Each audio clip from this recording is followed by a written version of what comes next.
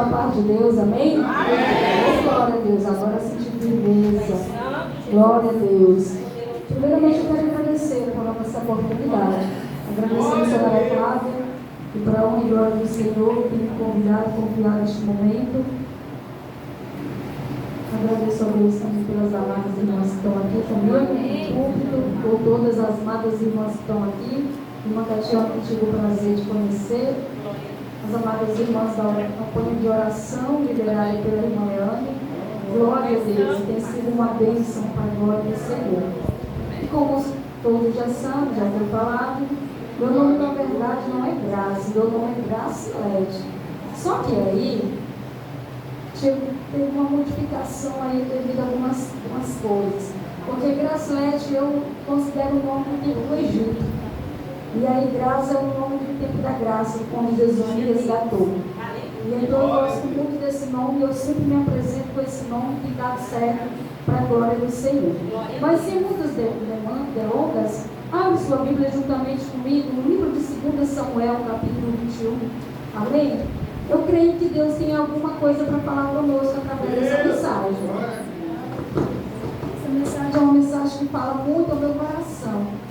E eu tenho certeza que vai falar também ao seu coração. O tema é Mulheres que Oram, né? Aleluia, Jesus, então tem tudo a ver. 2 Samuel, capítulo 21. 2 Samuel, capítulo 21. Aleluia. Vamos fazer uma oração, não diminuindo a oração da igreja, mas por costume. Senhor Pai, nesse momento eu me apresento, Senhor, diante de Ti, diante da Tua face. O Senhor sabe que se eu vier falar de mim mesmo, não tem proveito, não tem efeito. Mas se o Senhor usar com Tua misericórdia a minha vida, primeiramente eu serei, Senhor, edificada. E toda a Tua igreja receberás porque o Senhor é Deus. E nesse momento, Senhor, eu entrego a minha vida, assim como entrego essa igreja, os líderes, Senhor, deste lugar, a qual o Senhor constituiu, Senhor, como pastores, Pai. Que o Senhor venha abençoar a direção e que o Senhor venha assim prosperar esse ministério para a Tua glória, em nome de Jesus. Todos encontraram? Vamos ficar de pé em reverência à palavra do Senhor? Vamos? Aleluia, Jesus. Livro 2 Samuel, capítulo 21, vai dizer assim: e como título, os gibeonitas são vingados. Durante o reinado de Davi, houve uma fome que durou 3 anos. Davi consultou o Senhor, que ele disse: a fome veio por causa de Saul e de sua família sanguinária, por terem matado os gibeonitas. O rei então mandou chamar os gibeonitas e falou com eles. Os gibeonitas não eram de origem israelita, mas remanescente dos amorreus. Os israelitas tinham feito com ele um acordo sob juramento, mas Saul, em zelo por Israel e Judá, havia tentado exterminá-los. E Davi perguntou aos gibeonitas: o que posso fazer por vocês? Como posso reparar o que foi feito, para que abençoe a herança do Senhor? Os gibeonitas responderam: não exigimos de Saul ou de sua família prata ou ouro, nem queremos matar ninguém de Israel. E Davi perguntou: o que querem que eu faça por vocês? E eles responderam: quanto ao homem que quase nos exterminou e que pretendia destruir-nos para que não tivéssemos lugar em Israel, que 7 descendentes dele sejam executados perante o Senhor em Gibeá de Saul, de Gibeá de Saul, no monte do Senhor. Eu os entregarei a vocês, disse o rei. O rei poupou Mefibosete, filho de Jonatas, neto de Saul, por causa do juramento que fez perante o Senhor entre Davi e Jonatas, filho de Saul. Mas o rei mandou buscar Armoni e Mefibosete, os 2 filhos de Rispa, filha de Aiá, tinha dado a Saul. Com eles também os 5 filhos de Merabe, filha de Saul, tinha dado a Adriel, filho de Barzilai, de Meolá. Ele os entregou aos gibeonitas, que os executaram no monte perante o Senhor. Os 7 foram mortos ao mesmo tempo, nos primeiros dias da colheita da cevada. Então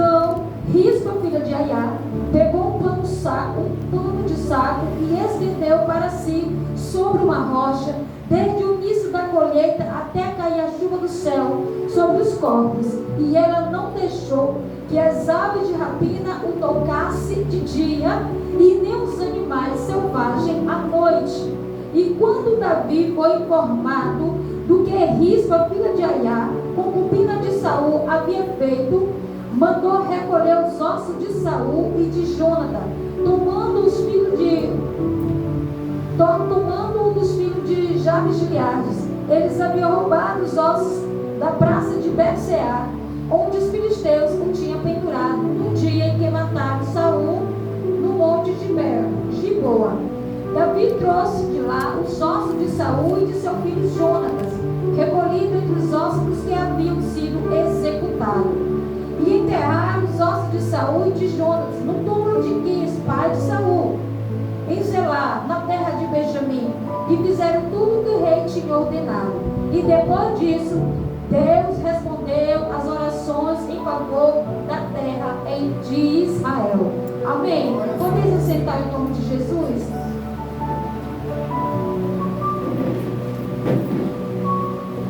Para nós entender um pouquinho sobre essa história, nós vamos entender quem são esses gibeonitas. Esses gibeonitas, eles eram os cananeus, da descendência de Aveus, né? Os últimos descendentes dos amorreus. A gente vai lá para Josué capítulo 9, onde a Bíblia vai nos dizer que eles chegaram até Josué com uma historinha de querer fazer paz com os israelitas. Porque Josué, quando recebeu a liderança de Israel para ser líder, sucedendo assim Moisés, ele é bom de batalha, líder de todo aquele povo, responsável pelas guerras e responsável pela vida espiritual do povo. E a Bíblia vai nos dizer que ele havia derrotado já Jericó e também a cidade de Ai. E esse povo, ficando sabendo de como israelitas eram poderosos em guerra, eles se fingem de maltrapilhos e vão até Josué, em Israel, e contam uma história. E Josué creu naquela palavra e fez ali uma aliança de paz e protegendo aqueles homens que eram gibeonitas. Só que não só isso, eles fizeram uma aliança de paz no nome do Senhor, e assim eles ficaram comprometidos com aqueles homens. Aqueles homens tinham dito que eles vinham de longe, mas com 3 dias a Bíblia vai dizer que Josué descobre que eles eram vizinhos, mas aí não poderiam tocar neles, porque tinha uma aliança feita com eles no nome do Senhor. E como Josué não poderia se vingar da mentira, então ele fez um acordo. Já que vocês estão aqui e fizeram no nome do Senhor essa aliança, mas vocês vão trabalhar para nós. Vocês vão ser puxadores de água e vocês vão ser cortadores de lenha. E assim foi. E os gibeonitas ficaram ali com os israelitas sob proteção dos israelitas. Passado alguns anos, entra a era monárquica de Israel, o primeiro rei de Israel, Saul, sobe ao trono, sucede ali. E ele não fez muito caso a essa aliança. E não querendo mais que os gibeonitas ficassem entre o povo de Israel, ele foi o que ele fez? Começou a matar, começou a expulsar, começou a exterminar. Só que agora Saul, nessa era, Saul já não governava e nem era mais vivo. Reina Davi, o segundo monarca de Israel, o homem segundo o coração de Deus. Só que ele pega um momento difícil. Que momento era esse, missionária Graça? Momento em que a terra estava seca, momento em que a chuva não caía. E se não tinha chuva, não tinha produção. E o que mantinha a produção daquele povo era a terra. Eles viviam da colheita, eles viviam do mantimento da terra. Eles eram agricultores. E nós sabemos que quem planta precisa dessa estação chuvosa para a colheita. Só que havia já quantos anos? 3 anos que não caía chuva em Israel. Preocupado agora com o prejuízo, Davi vai consultar a Deus. Senhor, o que está acontecendo? Por que não chove em Israel? E Deus dá a resposta no primeiro versículo do capítulo 21. Olha o que Deus diz. Durante durante o reinado de Davi, houve uma fome que durou 3 anos. Davi consultou o Senhor, que ele disse: a fome veio por causa de Saul e de sua família sanguinária por terem matado os gibeonitas. Então, Saul quebrou uma aliança que tinha entre Israel e os gibeonitas no nome do Senhor. E o Senhor agora castiga Israel por causa de uma aliança quebrada. E agora Davi, para aplacar ali o prejuízo, manda chamar os gibeonitas. E muito inteligente, ele pergunta: como podemos reparar o dano com vocês? E aí eles falaram: nós não queremos ouro, nós não queremos prata. Vamos lembrar que aqui nós vivemos no tempo da lei. Aqui eles viviam no tempo da lei. Dente por dente, olho por olho. Se você matou meu filho, seu filho deve morrer. E era assim no tempo da lei. E quando consultaram, ele disse: não, Davi, nós não queremos ouro e nem queremos prata da casa de Saul, não. Não. E nem queremos nada com Israel. Nós só queremos da casa de Saul.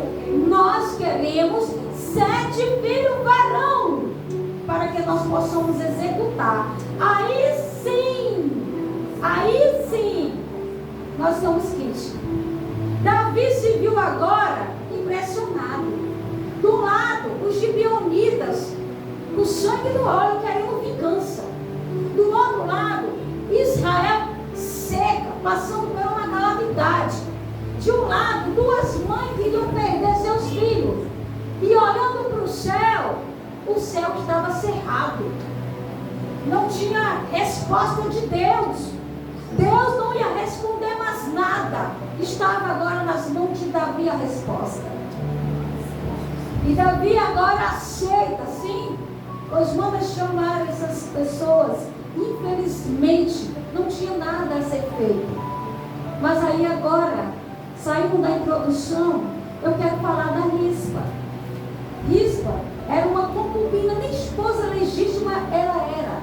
Ela era uma concubina do rei Saul, que tinha dado 2 filhos, ao qual a Bíblia vai chamar os 2 filhos dela de Armoni e Mefibosete. Só que esse Mefibosete não é aquele filho de Jonatã que morava lá em Lodebar, terra do esquecimento. Mas esse Mefibosete é filho de Rispa. E a Bíblia vai dizer que os filhos dela foram mortos. Os filhos dela não tinham nada a ver com isso, mas pagaram o preço de uma aliança que foi quebrada. O que foi que ela fez agora? A Bíblia vai dizer que essa mulher inconformada com a injustiça a qual a casa dela enfrentou, porque ela não tinha mais esposo, ela não tinha proteção nenhuma. O único consolo dessa mulher eram esses 2 filhos varão, que agora, por uma tragédia, ela perdeu seus 2 filhos. De repente, olhando para você, você olha para essa mulher e diz assim: acabou tudo. Essa mulher agora não tem honra. Essa mulher agora acabou tudo para ela, acabou a esperança, acabou tudo. Mas diferente de qualquer um de nós, ela fez algo inesperado. Porque a Bíblia vai dizer que aonde os filhos dela foram pendurados, juntamente com os 5 filhos de Merabe, essa mulher foi para lá fazer vigília. Ela guardou os corpos dos filhos durante 6 meses. Verdade. Essa mulher ficou ali, começou aquela história ainda na colheita. Ela ficou dia e noite guardando os corpos dos 2 filhos. Guardando de quê, se já estavam mortos? Guardando das aves de rapina que poderia durante o dia comer os filhos dela, e durante a noite os animais selvagens. Deus, aleluias. Aquela mãe, aleluia, glória a Deus, ela não se conformou com os resultados. Ela olhou para si mesma e disse assim: eu sei que eu não vou trazer os meus filhos de volta, mas essa indignidade na minha casa não vai perdurar muito tempo, porque eu vou lutar, e mesmo diante da morte eu serei honrada. Aleluia. E durante o dia estava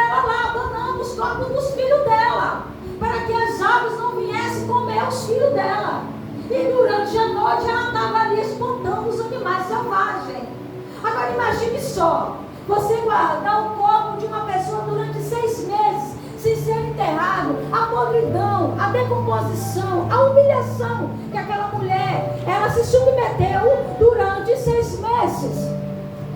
Irmãos, isso não é para qualquer mulher, isso é para mulher de atitude. Aleluia!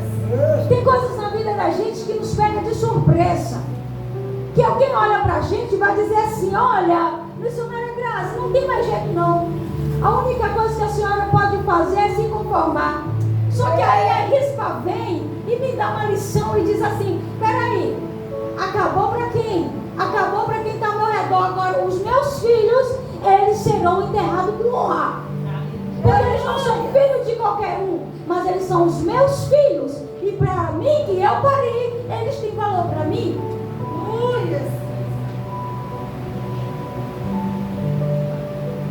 A chuva era para cair assim que os descendentes de Saul pagassem, certo ou errado? Não é verdade? Mas não caiu. Depois que os varões foram entregues aos gibeonitas, e os gibeonitas foram vingados, enquanto Rispa estava entre as rochas, chorando e lamentando o corpo dos filhos, Deus não enviou chuva, porque ainda tinha alguma coisa para ser feito. O que é graça? Sepultar os filhos de uma mulher sofrida.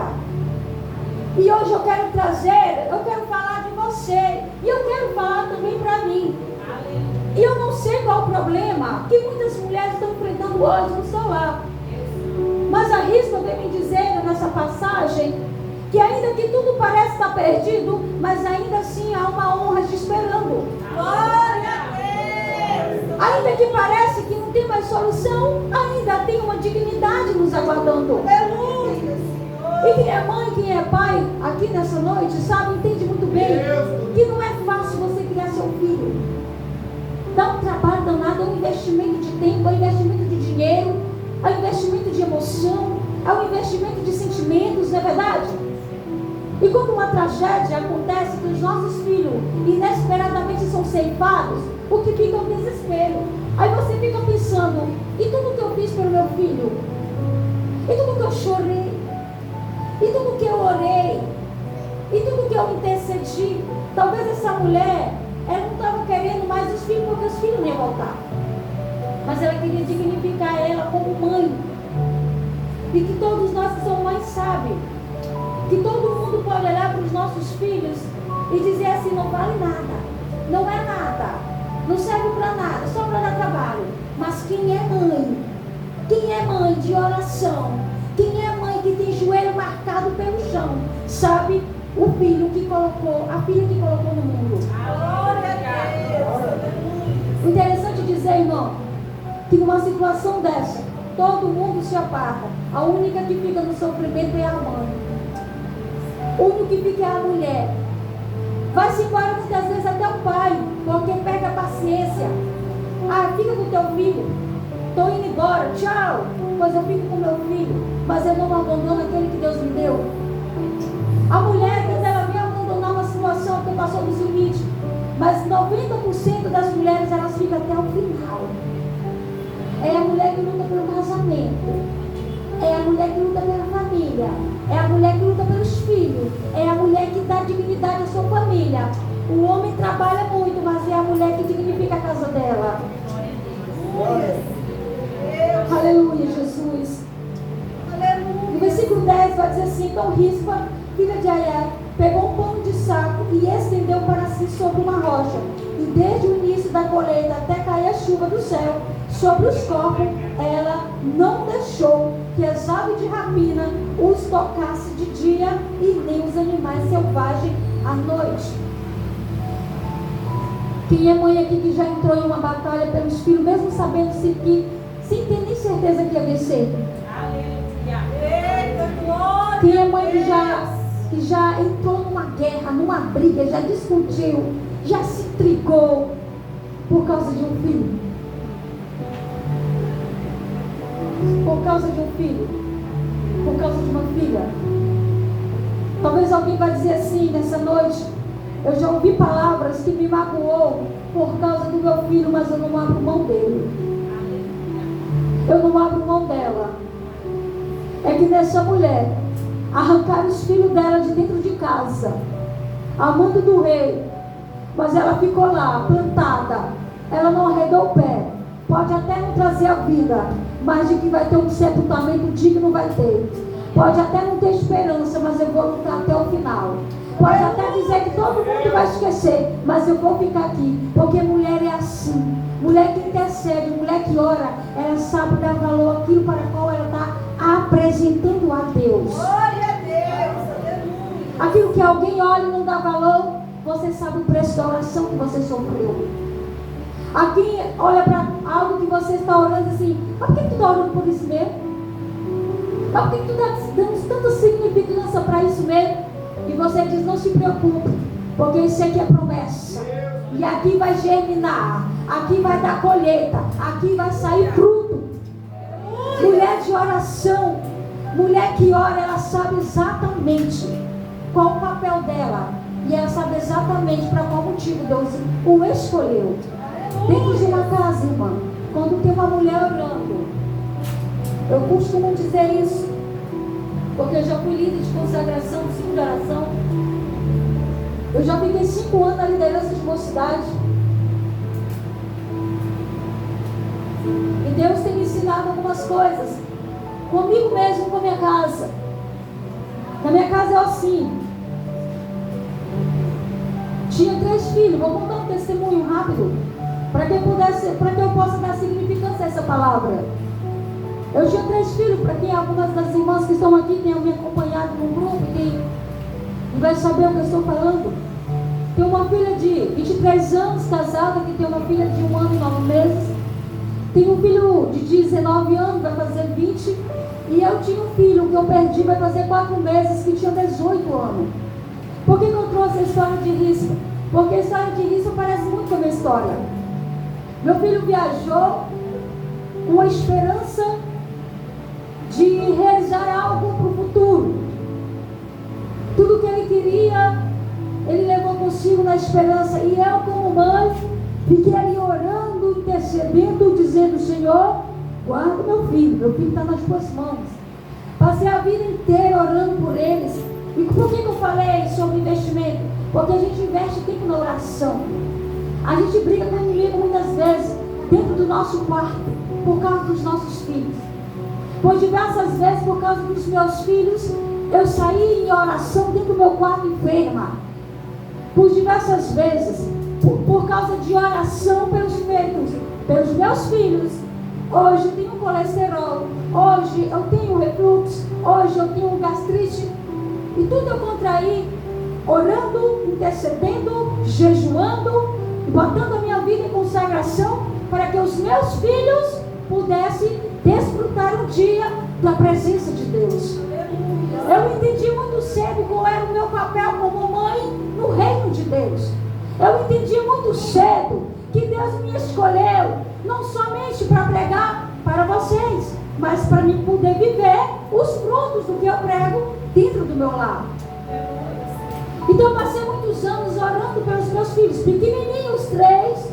Eu levava para a igreja, coloquei no departamento de infantil, participou. Depois veio do juvenil, depois veio dos adolescentes, e ficou ali, participou de vocais, coreografia, participou de trabalhos de mocidade, foram batizados, tudo direitinho, tudo certinho. Só que eles cresceram. E quando os nossos filhos crescem, a gente já não leva mais para onde a gente quer, mas eles vão para onde eles querem. A gente diz assim: meu filho, é para cá. Não, mãe, agora eu decido ir para cá. Meu filho, é aqui. Não, minha mãe, agora eu decido que é ali. E qual é o papel da mãe? Interceder. Deus, o Senhor está vendo aí, ó. Meus filhos agora têm uma outra mentalidade. Meus filhos agora é homem. Eu não posso domá-lo como antigamente, mas o Senhor pode. O Senhor pode. E essa foi a minha história com Deus. E eu sempre dizia a Deus, eu fazia a oração de Jó. Jó orava para que Deus perdoasse os pecados dos filhos. E Deus atendia a oração de Jó. E eu dizia, Deus, perdoa os pecados dos meus filhos. Se hoje eles pecaram contra o Senhor, em algum momento da vida deles, perdoa. E não retira a tua graça de sobre a vida dos meus filhos. O meu filho Pedro, ele decide inesperadamente fazer uma viagem. Ele não consultou a mim e ele não consultou o pai dele. Foi algo por emoção, foi algo por amizade. Meu amigo disse que lá no lugar fundamental é bom de serviço, está dando dinheiro, eu vou para lá. E eu disse, não vai, fica aqui, Deus vai abrir as portas aqui. Mas quando a senhora disse que Deus vai abrir porta e Deus nunca abriu porta. Fica aqui é o nosso lugar, Deus vai te abençoar. Mas ele decidiu por si viajar. E eu fiquei na intercessão.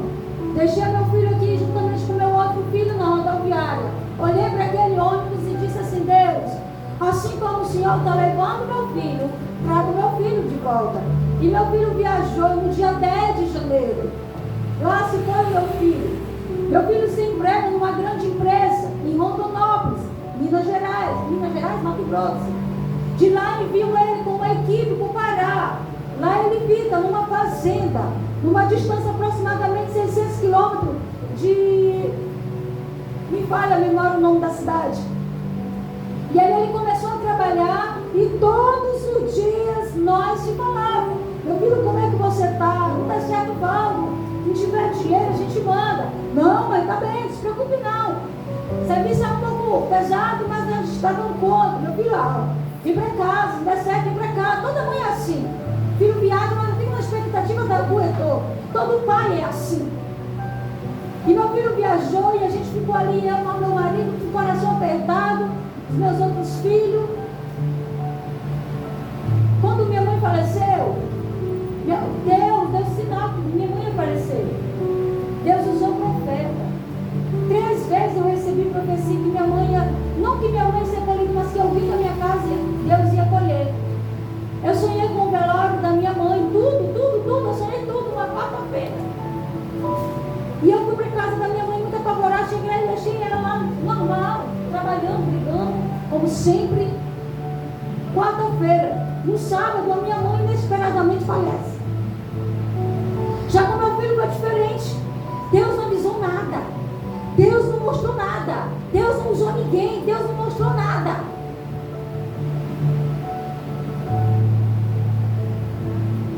No domingo, à tarde, eu tive um sonho que minha casa estava cheia de gente e que a rua que eu morava estava uma loucura. Pessoas andando para lá e para cá, de moto, de carro, de bicicleta, a pés. E eu sentava numa cadeira e olhando aquele movimento, e eu conseguia ver as pessoas da cintura para baixo. Eu sentava numa cadeira com o olho abaixo.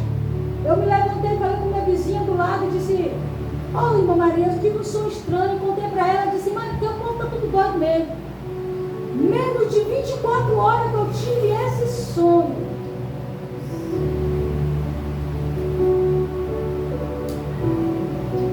Menos de 24 horas. No outro dia, aproximadamente 1h da tarde, a gente sabe da notícia. E foi um desespero na minha casa ali, aquele desespero todo. Quando eu soube da notícia, eu não estava na minha casa, eu estava na casa da minha filha, que mora perto da minha casa. A única coisa que eu sabia falar era isso. Mas eu orei por ele. Passou um filme na minha cabeça. De várias vezes eu ajoelhada no meu quarto, chorando, as lágrimas ali correndo no meu rosto, intercedendo por aquele filho, intercedendo pela vida dele, intercedendo por todos, pela vida do meu esposo. E a primeira pessoa que chegou foi o filho do meu pastor, e eu olhei para ele, eu disse: "Iago, eu orei pelo meu filho, eu intercedi por ele, aonde eu errei?" E comecei a me culpar. Aonde eu errei? Por que não deu certo a minha oração? Por que minha oração falhou? O que foi que aconteceu? Por que eu estou pagando um preço tão alto? E aí eu fui para minha casa, e minha casa encheu de gente, muita gente, muita gente. E na hora que eu comecei a ver aquelas pessoas, eu lembrei do sonho. E minha vizinha que estava do meu lado, que eu contei o sonho, ela estava segurando na minha mão, me consolando. Eu disse assim: Dona Maria, a senhora lembra do sonho que eu tive ontem? E ela disse: na hora que eu soube da notícia, eu lembrei do sonho, mas eu fiquei com medo de falar. Eu disse: o sonho era o meu filho. Deus mostrou o meu filho. Era o meu filho. As pessoas estavam vindo para minha casa. Era o meu filho. E aí, o velório do meu filho demorou 3 dias. Foram 3 dias de muito sofrimento. 2 dias para que o corpo dele chegasse. Meu filho faleceu na segunda e chegou na quarta. E na quarta-feira, irmão, foi muito... Eu não sei explicar. Quando eu vi aquele carro entrando, chegando perto da minha casa, todas as vezes que eu vi aquela tenda das Pax em algum lugar, em alguma casa, eu olhava para aquilo e dizia assim: que eu nunca veja essa tenda na minha porta, que eu nunca receba essa tenda na minha casa. Eu nunca quero ver essa tenda estendida na porta da minha casa. Mas no dia 4 de fevereiro, estava lá o homem da Pax estendendo aquela tenda na minha porta. E eu olhei para aquela tenda, eu dizia assim para mim, comigo mesmo: Senhor, eu não estou acreditando. A minha sala, para quem sabe, eu faço um trabalho resgate de vida. E dentro daquele trabalho, muitas vidas já têm sido resgatadas pelo Senhor. Mas naquele dia, a atmosfera estava diferente. Porque não era atmosfera de glória a Deus, nem de aleluia, e nem de cântico de louvor. Mas a atmosfera agora era de luto. Estavam preparando a minha sala para receber o meu bem maior, que era o meu filho. E aquele homem botando ali aquelas garrafas, perguntando para mim sobre as garrafas, e eu dizia: eu não sei. E as minhas amadas amigas, irmãs na fé, minhas vizinhas cuidando da minha casa, e tudo ali acontecendo tão rápido. E eu olhei para Deus, para o céu, como se eu estivesse visualizando Deus. Uma hora que eu saí lá para fora, eu disse: Deus, por que o Senhor está fazendo isso comigo? Por que o Senhor está fazendo isso comigo? O que foi que eu fiz para merecer tamanho castigo? Meu esposo chegou perto de mim, pegou na minha mão e disse: minha filha, a gente não vai ver mais nosso filho. Eu não gosto de ver os vídeos, às vezes eu posto no meu status, mas tem vídeo no momento da chegada dele, que às vezes alguém filmou, eu não tenho coragem de olhar, porque eu escuto os meus gritos, eu escuto o meu clamor, eu escuto o meu sofrimento, e aquilo me mata o coração. Mas o que isso tem a ver com a história de Rispa? Porque Rispa, ela passou por isso. Rispa, ela viu os 2 filhos dela sendo arrastados dentro da casa dela para a morte. Mas em momento nenhum Rispa desistiu dos filhos dela. Porque uma mãe desiste do seu filho nem quando ele está sepultado. Quando ele está sepultado. Mas ela vai lá limpar o túmulo, limpar aquele lugarzinho ali, passar a hora conversando. Irmão, ela não está idolatrando o morto. Ela não está idolatrando o morto, não. Ela está dizendo para o filho dela que um dia foi vivo e fazia parte da vida dela, o quanto ela amava, o quanto ele era querido, o quanto ele era precioso, o quanto ele era importante. Uma mãe nunca esquece de um filho. Uma mãe nunca esquece. Pode os amigos esquecer. Porque a minha casa encheu de amigos jovens da idade dele, ex-namorada. Foi um clamor, foi aquela... Depois meu esposo disse assim: vão tudinho para sua casa e viver a sua vida, mas eu e você vamos ficar aqui, e essa dor vai nos perseguir para o resto da nossa vida.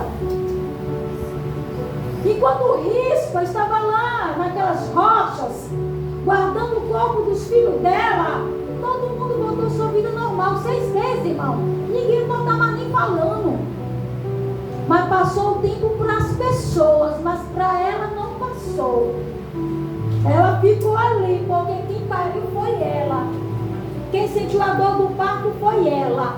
E quem investiu 9 meses carregando foi ela. Então para muitos não tinha mais importância. Mas para ela, que era uma concubina, que não era nem esposa legítima, mas os filhos eram legítimos, ela não desistiu. E Deus fez aquilo. Só vou mandar chuva depois de tornar minha serva. Já tinha algo para ser concluído. E eu quero terminar porque já passou o meu horário.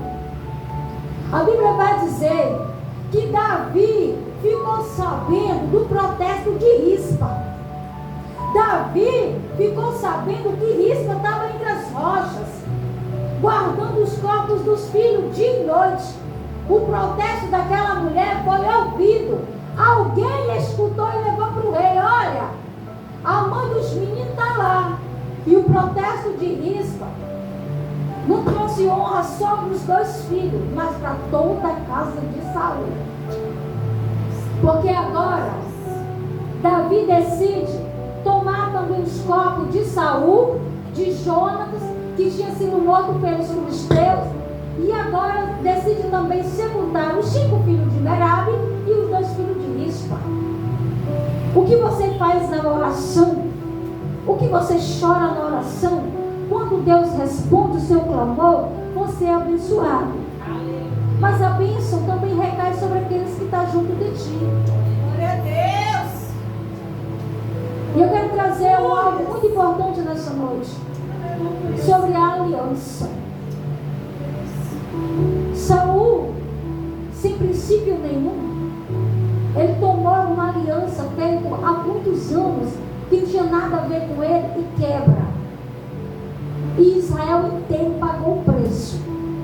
Davi, quando o gibeonita disse assim: eu quero da casa de Saul, ele escondeu Mefibosete, filho de Jonatas, porque ele tinha uma aliança com Jonatas.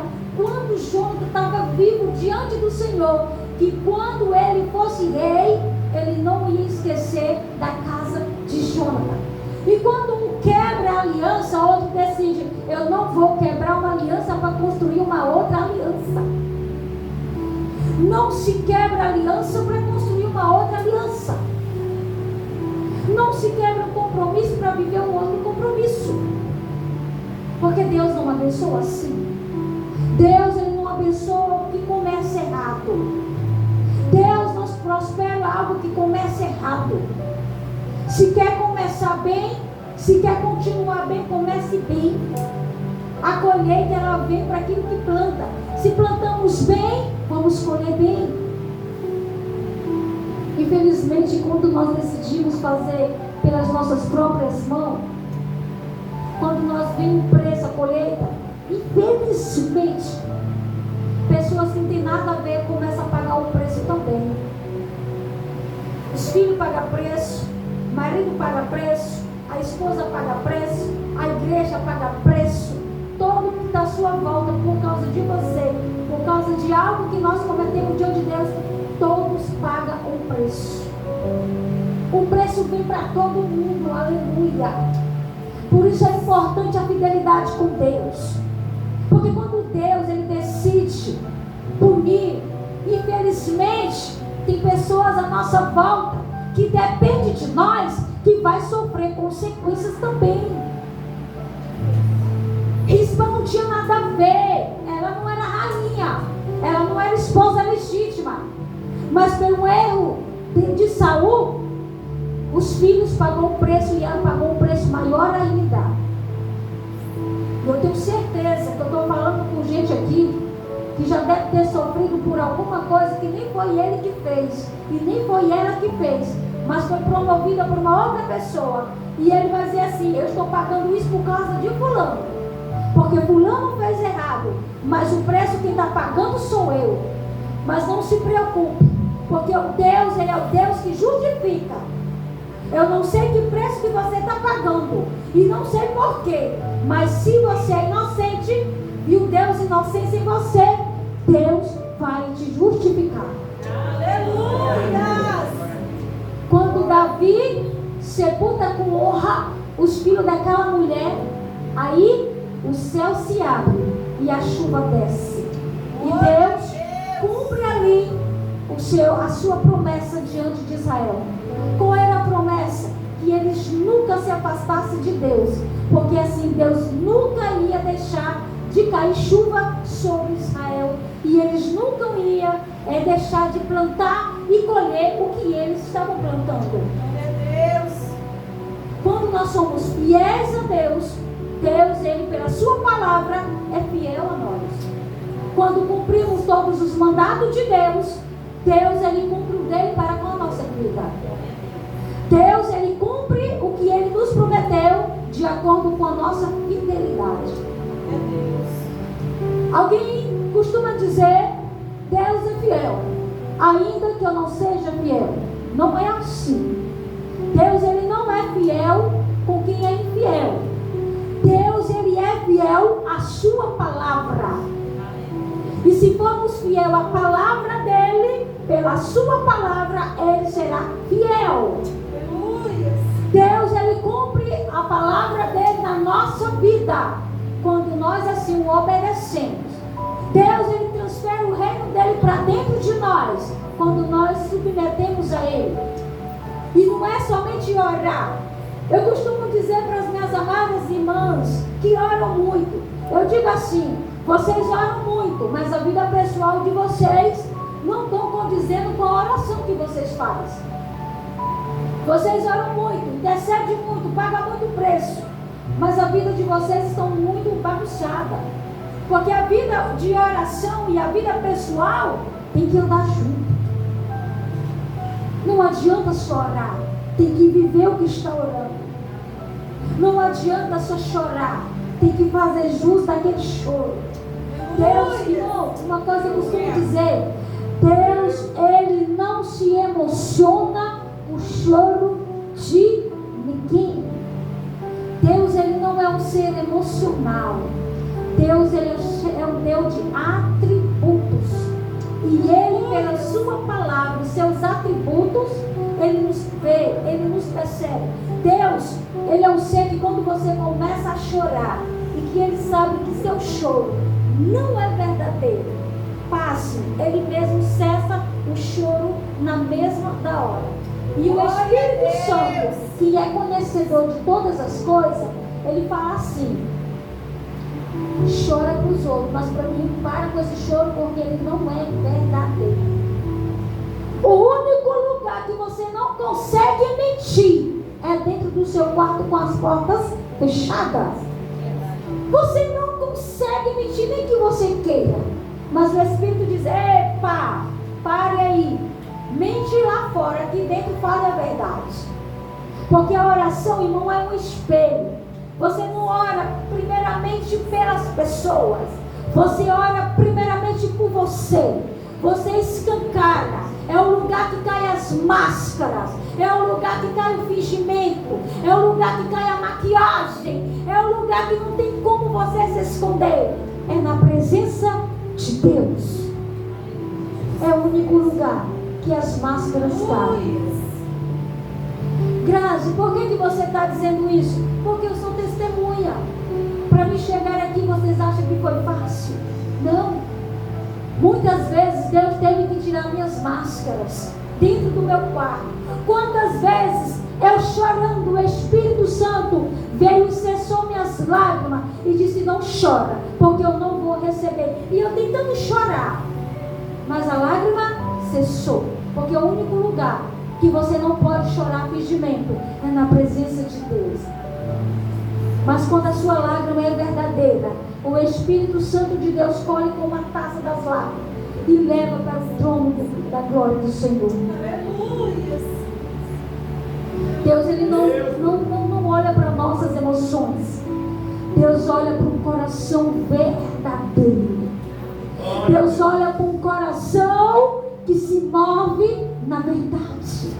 A verdade pode doer, mas é libertador.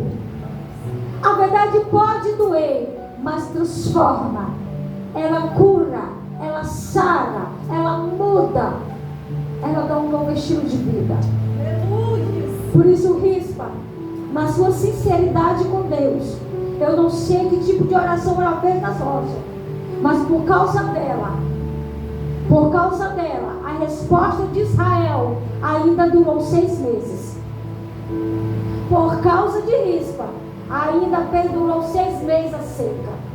Mas no momento que o rei olhou para ela e honrou os filhos dela, aí Deus disse: agora eu mando chuva. Eu quero te dizer aqui, mulheres, por causa de você, da sua oração, do seu coração, é que sua casa ainda está de pé. Glória a Deus, aleluia. Por causa de você, é que ainda está havendo prosperidade por lá. É por causa de você, um coração que ora, um joelho que se dobra, uma mulher que chora na presença de Deus e no Espírito, e na verdade ela atrai o céu para dentro da casa dela. Glória a Deus. Ninguém toca no que é dela, porque se tocar tá pegando briga com Deus. Irmão, se tem uma coisa que Deus defende, é um coração de oração, é uma mulher que ora, é um homem que ora. Irmão, se tem uma coisa que é libertador, é a oração. Se tem uma coisa que é libertador, é quando você se dobra diante de Deus e leva uma causa que para muito é impossível. Irmão, Deus, Ele ama pegar uma causa impossível. Mas é impossível, irmão, porque aquilo que nós somos sábios a fazer, Deus não vai fazer. Deus é Deus de causas impossíveis. Deus é Deus que pega a causa que ninguém mais quer pegar. Deus é Deus que pega uma mulher que nem Rispa, que todo mundo abandonou entre as rochas, e honra ali entre as rochas. E talvez eu estou falando com mulheres aqui, que durante o dia tem brigado com feras, e durante a noite tem brigado com outras feras, mas não tem permitido que a sua casa seja devastada. Glória a Deus. De dia é um inimigo, de noite é outro tipo de inimigo. De dia é as aves de rapinas, de noite é os animais selvagens. A casa inteira está dormindo, mas ela pela madrugada, ela levanta, ela vai para um canto e vai dizer: Deus, perdoa a minha casa. Ainda que a minha casa não esteja na tua presença, mas eu estou. Honra a minha oração, honra o meu pedido, honra, Senhor. Quando meu filho faleceu, eu recebi muitas palavras de consolo, de conforto, muitos abraços, muitas orações, mas também eu recebi muitas palavras duras que doeu meu coração. Muitas. Mais uma coisa, eu tenho certeza, meu irmão, que o coração de Rispa aqui está que nem o meu coração hoje aqui, ó. Eu sei para quem eu orei por este filho. Eu sei o que eu pedi para Deus no meu secreto.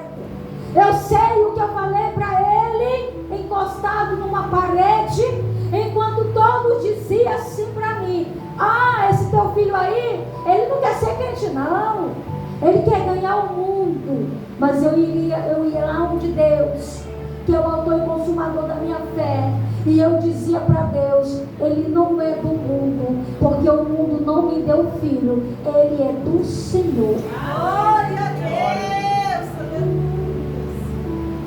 Até no velório do meu filho, irmão, eu vi Deus agindo tremendamente na minha casa. Quando meu filho faleceu, incrível que quando as tragédias chegam, pega você despreparado não só emocionalmente, financeiramente também. Não sei se você já viveu essa experiência. Eita, isso aconteceu logo agora que eu estou sem nem um centavo. Já aconteceu, né? Aconteceu agora que eu não tenho. Foi isso que aconteceu comigo e com o meu esposo. Nós estávamos assim, assim. Aí eu dizia para ele: e agora? Como é que nós vamos trazer ele lá do Pará para cá? E agora? E fiquei ali olhando para o outro, chorando, desesperado. E agora? Vai ser, nós vamos ter que trazer. Irmão. Aí ele veio, a empresa mudou, né? Todo ajeitadinho, ele passou pelo processo de embalsamento, né? Na funerária de lá, trouxe para cá, a empresa de lá entrou em contato com a funerária daqui para preparar o lugar. A empresa mesmo, ela pagou todos os gastos. Irmão, foram 3 dias que a gente ficou olhando. No momento, na hora, eu não percebi. Eu vim perceber depois, 1 mês depois. É que eu sentado com meu esposo, tomando café, a gente foi analisar o que aconteceu durante 3 dias. Mas, irmão, Deus, ele cuidou dos mínimos detalhes daquele dia. Naquele dia, as pessoas chegavam, assim de carro, na porta da minha casa, e dizia assim para o meu esposo: Raimundo, está precisando de que aí, meu filho? Pelo amor de Deus, me fala aí. Não, eu nem sei. Pega aqui, ó, a sacola de carne, vai lá, faz para esse povo comer. Sacola de verdura, vai lá para o povo comer. Na minha casa chegou gente do interior, de outra cidade. Chegou gente de tanto lugar. A casa dos meus vizinhos ficou cheia de gente dormindo durante 3 dias. Ninguém foi para casa, ficaram lá. Então tinha que dar comida para esse povo. Esse povo não poderia ficar o dia todo sem comer. As amadas irmãs da minha igreja, elas entraram na minha cozinha tomar desconta. Só pediram licença: Graça, nós vamos entrar aqui na tua cozinha. E entraram.